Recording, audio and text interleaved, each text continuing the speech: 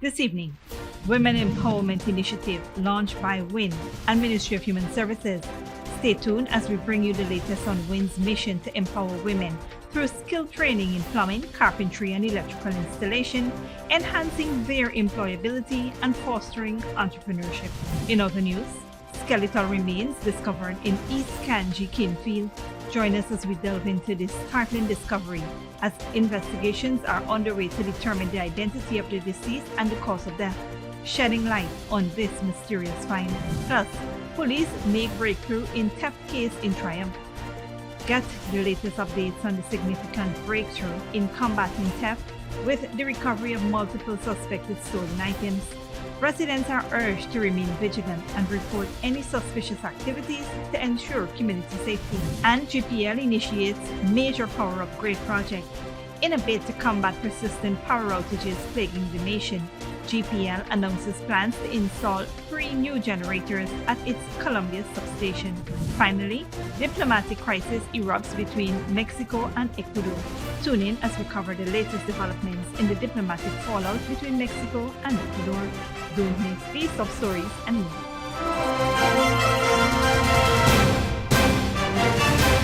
Welcome to this broadcast of Channel 2's Headline News Update for April 10, 2024. I'm Bibi Bacchus. Thank you for joining us.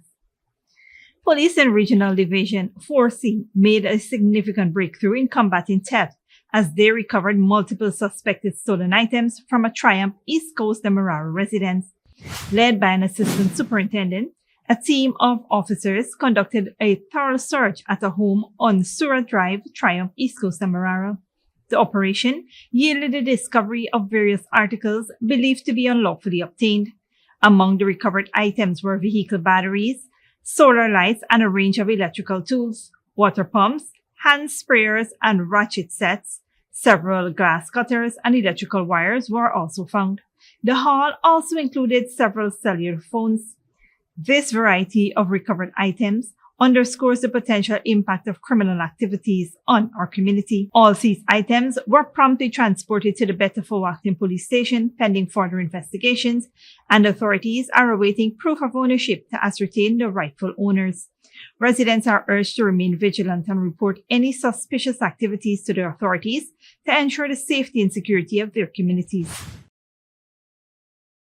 In other news, in a startling discovery, skeletal remains suspected to be human were found in a cane field in East Kanji Berbice on Tuesday, April 9th. A security sergeant and security constable from Rose Hall Estate made the report. According to their report at the Reliance Police Station, the remains consisting of a skull and various bones were located at Enterprise A Field. A cane harvester made the discovery around 7:45 a.m. when he stumbled upon the skeletal remains while working in the area. He swiftly informed the field foreman, who notified the police. Upon arrival, crime scene ranks processed the area and the skeletal remains were carefully retrieved for further examination. The circumstances surrounding the discovery remains unclear, and investigations are currently underway to determine the identity of the deceased and the cause of death. On a different note, Ghana is making significant changes to how it handles mental health and suicide with the launch of a new plan that will run from 2024 to 2030. This plan includes a lot of new ideas and rules to help people with mental health issues and to prevent suicides. The plan covers several areas such as improving leaders' understanding of mental health, creating better mental health care in communities, and reducing alcohol and drug use. It also wants to prevent mental health problems before they start, teach people more about mental health, and improve how information about mental health is shared. The new plan was made using laws passed in 2022 about protecting mental health and preventing suicides. The Minister of Health, Dr. Frank Anthony, says this plan will update old laws and improve the situations for people with mental health issues. The plan focuses on better treating people with mental health problems, ensuring everyone has access to help, and respecting everyone's rights. Assistant Director of PAHU WHO, Dr. Rhonda Silly Thomas, says this plan will improve Guyana. The plan is set out to also work with businesses and schools to teach people more about mental health and suicide prevention. Overall, this plan is a big step forward for Guyana in helping people with mental health problems and preventing suicides. Stick around when we return. WIN empowers women, 300 individuals to receive skill training in plumbing, carpentry, and electrical installation. And Ghana Power and Light to install new generators to combat power outages.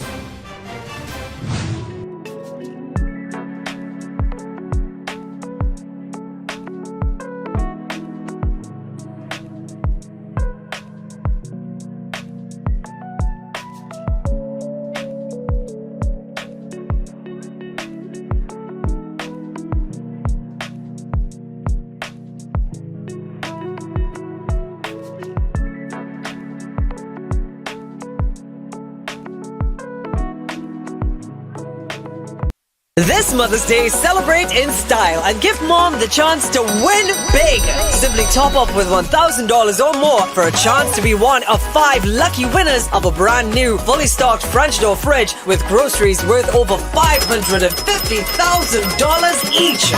One winner will be selected weekly from April 5th to May 9th. Start topping up today. Digicel, the network for everyone, everywhere. Good girl forget things.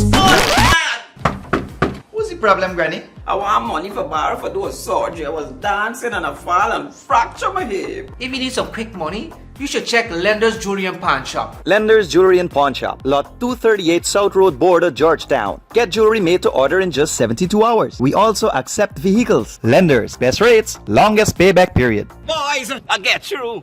Plus, I could dance again. Lender's Jewelry and Pawn Shop.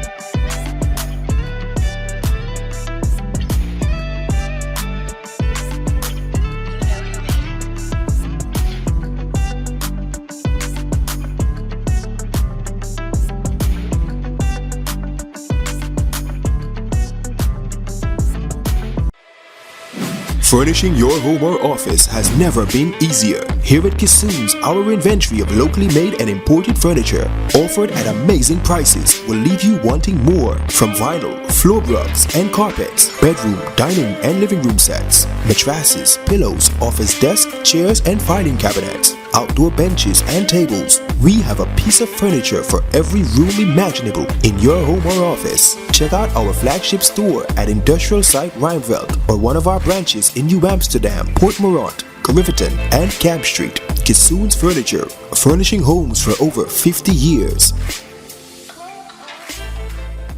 Sneakily with a gift of sight from Modern Optical Services.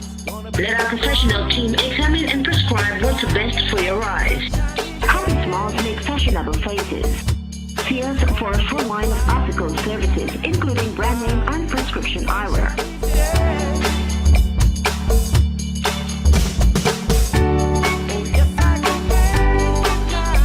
Modern Optical Services, 316 Middle Street, Georgetown. Telephone 226-1082.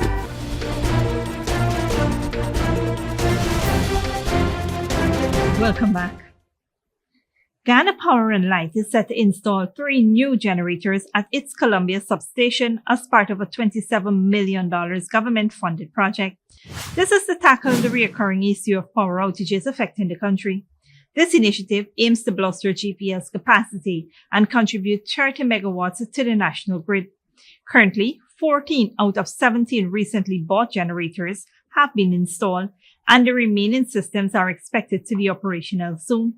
Prime Minister retired Brigadier Mark Phillips expressed satisfaction with the progress, highlighting the government's commitment to improving GPL service.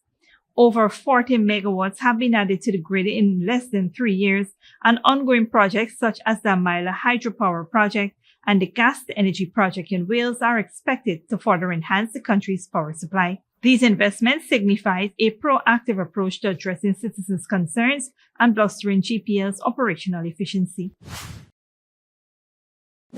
Moving on, the Women Innovation and Investment Network, WIN, is embarking on a mission to empower women by providing 300 individuals with skill training in plumbing, carpentry, and electrical installation. This initiative, led by the Minister of Human Services and Social Security, Dr. Vindhya Prasad, aims to bridge the gender gap in the labor market. Minister Prasad highlighted the importance of challenging gender stereotypes and promoting gender equality, especially in fields traditionally dominated by men. With the country experiencing a construction boom, the ministry is keen on expanding skills training to address the labor market demands and opportunities. Participants in the program will receive certificates from City and Guilds, a renowned institute based in the United Kingdom, enhancing their employability. Additionally, WIN is biannually extending skill development opportunities to 1,000 youths tailored to their needs and fostering entrepreneurship. Minister Prasad emphasized the program's holistic approach, which includes access to a business incubator for participants to receive training in business literacy. This comprehensive support aims to equip individuals with the necessary skills to start and sustain successful businesses. Facilitated through the Ghana Women's Leadership Institute, the WIN training program ensures inclusivity and accessibility for women from all backgrounds. Moreover, the program will soon include men. Don't go away after the break. Kenya doctors' demonstrations. Medical staff strike for fourth week running. And ratings agency Fitch lowers China's sovereign credit outlook to negative. This Mother's Day, celebrate in style and give mom the chance to win big. Simply top up with $1,000 or more for a chance to be one of 5 lucky winners of a brand new, fully stocked French door fridge with groceries worth over $550,000 each. One winner will be selected weekly from April 5th to May 9th. Start topping up today. Digicel, the network for everyone, everywhere. Good girl forget things. What's the problem, Granny? I want money for borrow for those surgery. I was dancing and I fall and fracture my hip. If you need some quick money, you should check Lender's Jewelry and Pawn Shop. Lender's Jewelry and Pawn Shop, Lot 238 South Road Border, Georgetown. Get jewelry made to order in just 72 hours. We also accept vehicles. Lender's, best rates, longest payback period. Boys, I get through. Plus, I could dance again. Lender's Jewelry and Pawn Shop. Sneakily with a gift of sight from Modern Optical Services. Let our professional team examine and prescribe what's best for your eyes. Common smiles make fashionable faces. See us for a full line of optical services, including brand name and prescription eyewear.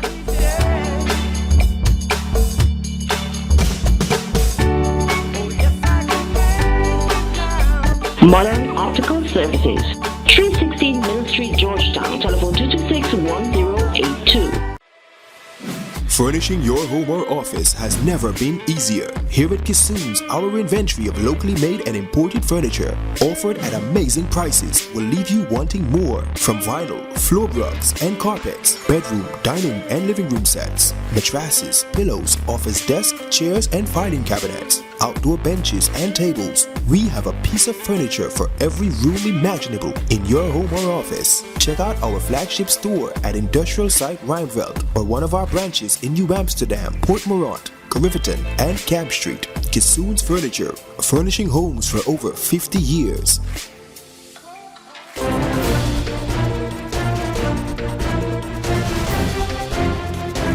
Welcome back. Now we take a look at what's happening in the region and around the world. Panama's National Police announced the seizure of over 1,500 suspected drug packages at the Manzanillo International Terminal in Panama.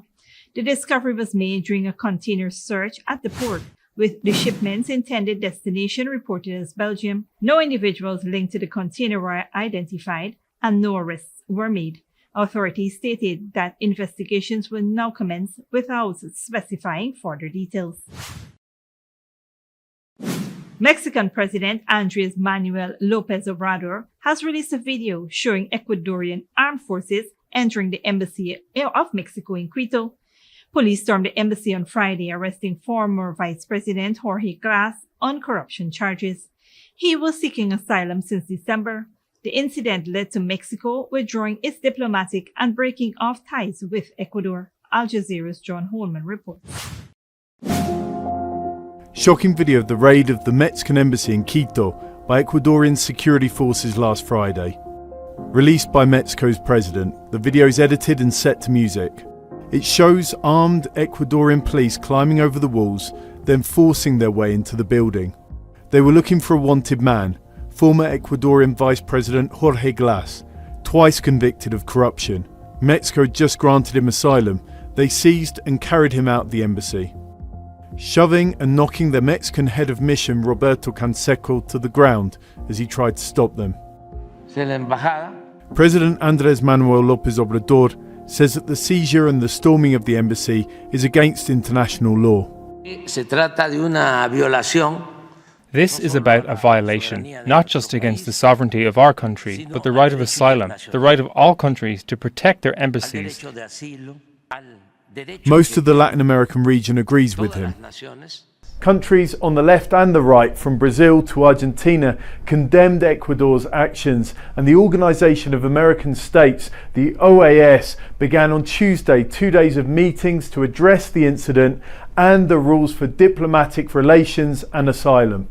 Speaking at the OAS meeting, Ecuador's representative remained defiant, saying Mexico violated the principle of non-intervention by protecting Glass.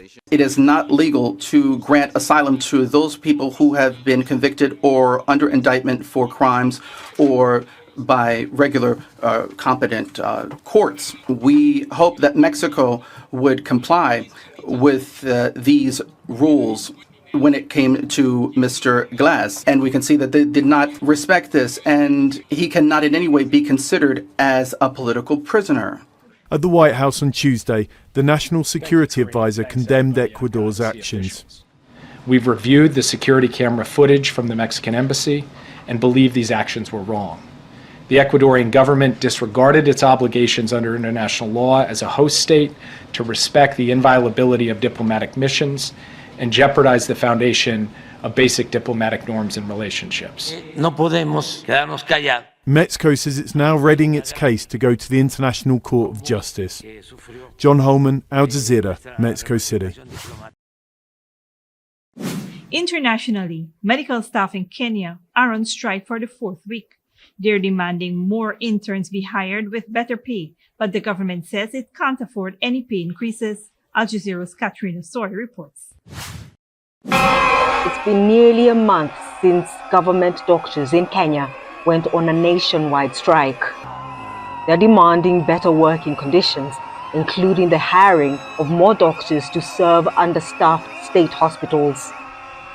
Union officials and state representatives have been negotiating, but those talks haven't yielded much. No amount of intimidation, no amount of threats, no amount of victimization will actually make us give in.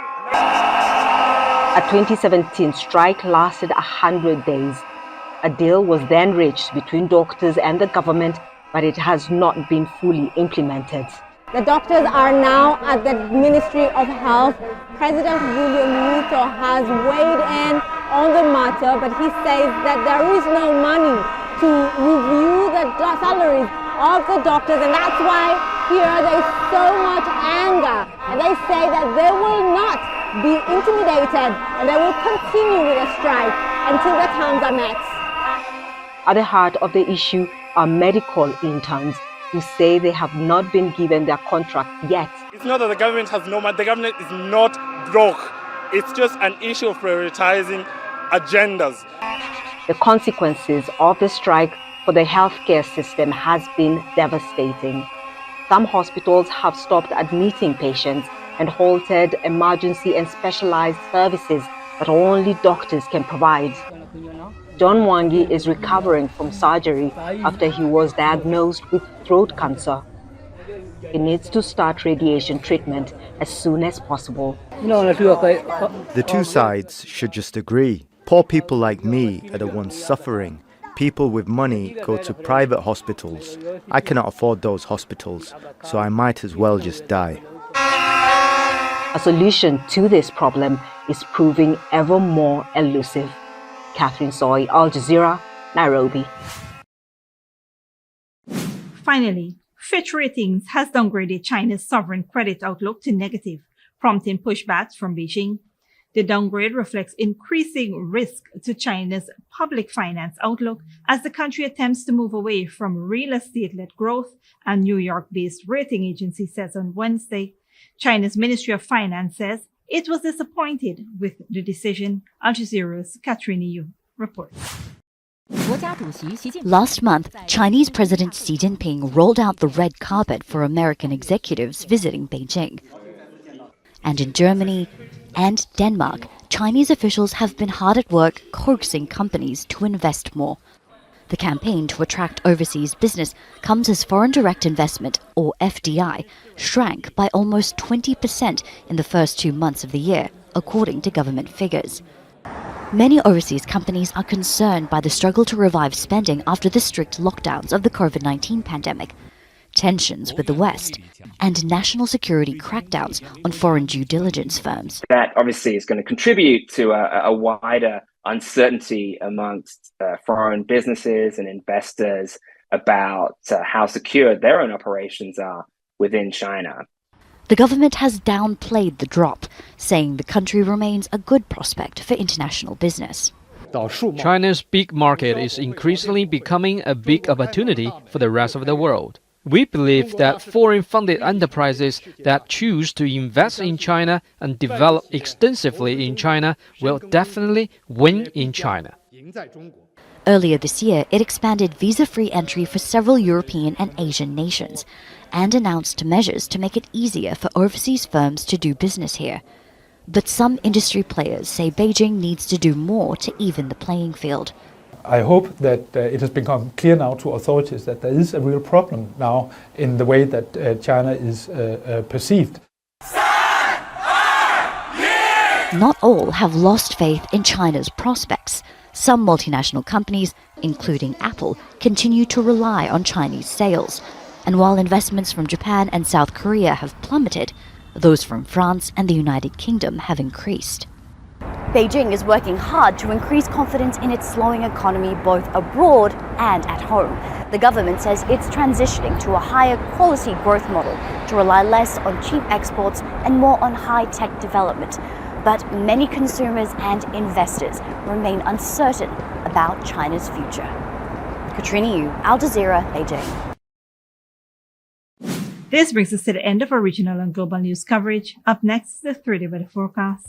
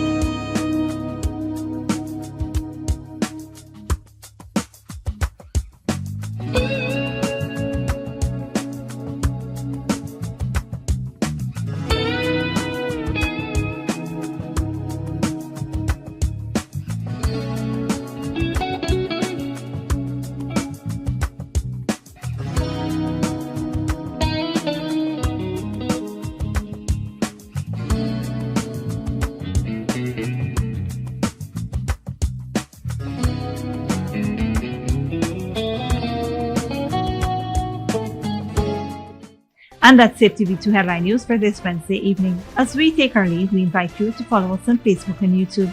You can tune in tomorrow at 6:30 a.m. for rebroadcast and at 7 p.m. for more news. Until then, please take care of yourself and each other.